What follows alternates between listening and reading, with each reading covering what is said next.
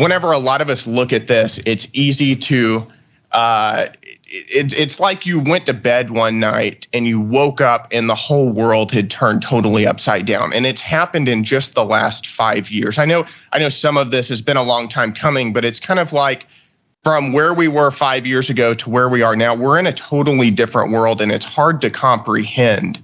So I just want to ask you, how did we even get to the point where public nudity is all of a sudden acceptable?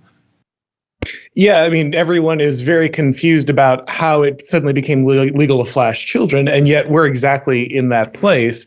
And, how did we get here? Well, I think we kind of all know how we got here. We decided to break down the norms of sexuality, to break down the norms of the family, to break down the norms of, polite society and how we have these fundamental institutions formed in the United States. We were warned by the religious right of the 80s and 90s exactly what would happen if we did that. But we went ahead and, mocked them and called them low class and said, they don't know what they're talking about. They're backward and bigoted. But everything they predicted has come to pass and more. It's wild out there at this point. But the reason it feels like it's so sudden is that we broke down all those prior barriers. And once you got enough of the foundation eroded, when the whole thing eventually collapses, you shouldn't be surprised. But people wake up and act like this hasn't been happening for decades.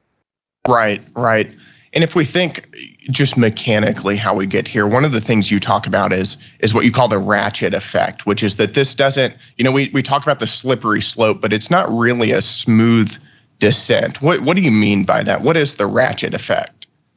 So one of the key things that the left is doing is they pretend first that something isn't happening at all and that you're some kind of crazy conspiracy theorist, right? We see a lot of conspiracy theories getting vindicated here lately, right? And then after the evidence becomes a little overwhelming, it's like, okay, maybe a few people are doing it, but noticing it is really the problem. The fact that you're the one noticing it is the issue.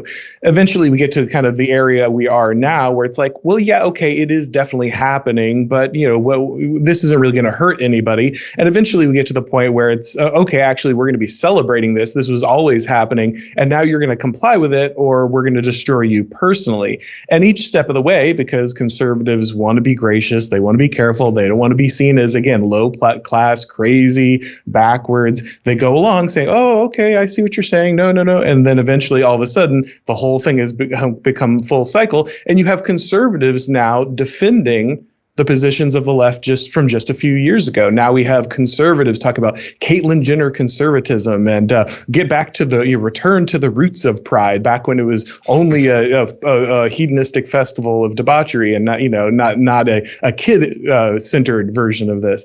That's where we're at now. Conservatives now defend what was radically left wing just 10 years ago. Right. And I think that speaks also to a broader difference between conservatives and liberals, which is that we want to conserve our way of life, right? Which means we're not really looking out to go and be activists. We're not trying to tell other people how to live their lives necessarily. We just want to have our families. We want to have our kids and our dogs. We want to barbecue in our backyards, and we want to go to work and make a living and go to church, and that's pretty much it. But the left doesn't do that. Ideologically, they are bent on transforming the fabric of our social structure. And one of the problems with that is that, and you talk a lot about that, is if one side wants to change the way we live and wants to use power aggressively and the other side doesn't, which side's going to end up winning long term? Yeah, I mean, the side that wants to win is always going to be the side that wants to be left alone, right? And we see this over and over again. Like you said, conservatives assume that the institutions of the United States, the default culture, would always stay traditional, would always stay kind of inherently right-wing, inherently conservative. But that's not the case anymore. We've seen that the left has continually pushed. They've continually seized power. They've continually used the authority of institutions to transform the United States. And now you can no longer rely on the innate conservatism, the innate traditionalism, their innate Christianity of the United States to push back against this stuff, because the left has constantly fought while the right slept, and now they are the ones who own these institutions. The institutions no longer conserve Christian thinking. They no longer conserve American morality and culture. They conserve what is now in charge of them, which is radical progressivism. Right. And I think that's one of the difficult things that we have to deal with now, because there's so many institutions that we've spent the past 50 years defending.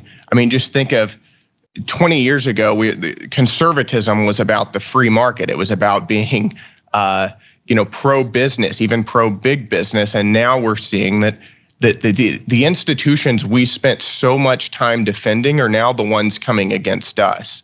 And it makes you wonder, all of these are institutions that we think should be apolitical. Nobody wants to go to the grocery store and see trans flags. They don't want to hear about all this diversity nonsense whenever they're eating dinner at a restaurant. But that's what happens.